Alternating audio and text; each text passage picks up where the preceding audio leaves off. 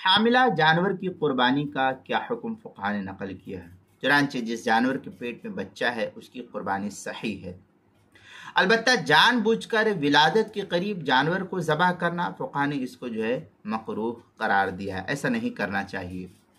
ذبح کے بعد جو بچہ پیٹ سے نکلے اس کو ذبح کر لیا جائے، اس کا کھانا بھی حلال ہے۔ اب وہ کہتے ہیں کہ چھوٹا بچہ اس کو کیا ذبح کیا جائے، اللہ کا حکم ہے تو تم اللہ کے حکم کے آگے ہم اپنی نفسانی خواہشات تھوڑی دیکھیں گے۔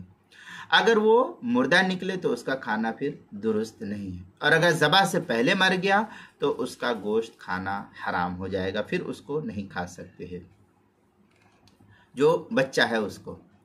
چنانچہ فتاوی عالمگیریہ میں شاتن او بقرہ اشرفت علی الولادہ قالوا یکرہ ذبحا لأن فیہ تضییع الولد،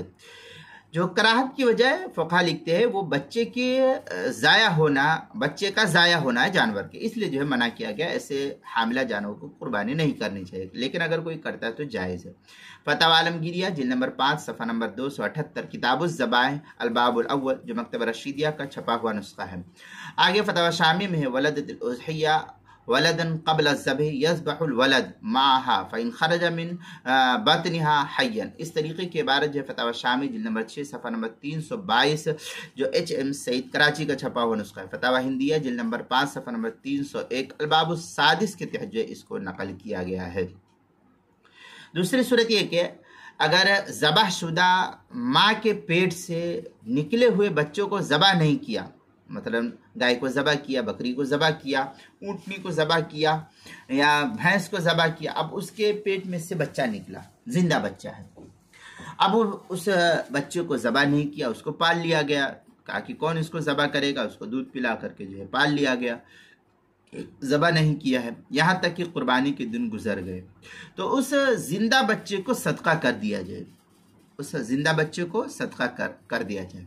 اور اگر قربانی کے دن گزر جانے کے بعد ذبح کر کے کھا لیا تو اس کی قیمت صدقہ کرنا لازم ہے، کیونکہ اب آپ کے ذمہ اس کو کھانا نہیں ہے۔ اس دن میں اگر کھا لیتے قربانی کے ایام میں ذبح کر کے تو آپ کے لیے جائز تھا، لیکن ان دنوں میں نہیں کھایا ہے، بعد میں اس کو ذبح کر رہے تو پھر آپ کے لیے اس کی قیمت جو ہوگی مناسب قیمت، وہ قیمت کو صدقہ کرنا ضروری ہوگا۔ اور اگر ذبح نہیں کیا، اس بچے کو پال لیا اور بڑے ہونے کے بعد قربانی کر دی تو اس کی قربانی اس جانور پر واجب قربانی ادا نہیں ہوگی، اور اس کا پورا گوشت صدقہ کرنا آپ کے ذمہ لازم اور ضروری ہوگا۔ اگر اس آدمی پر قربانی واجب ہے تو اس کی جگہ دوسری قربانی کرنا اس کے ذمہ لازم اور ضروری ہوگا، وہ قربانی آپ کی کافی نہیں ہوگی۔ چنانچہ اس سلسلے میں کافی تفصیلی بحث علامہ شامی لکھتے فتاوی شام کے اندر ولدت الاضحیہ ولدا قبل الذبح یذبح الولد معها قوله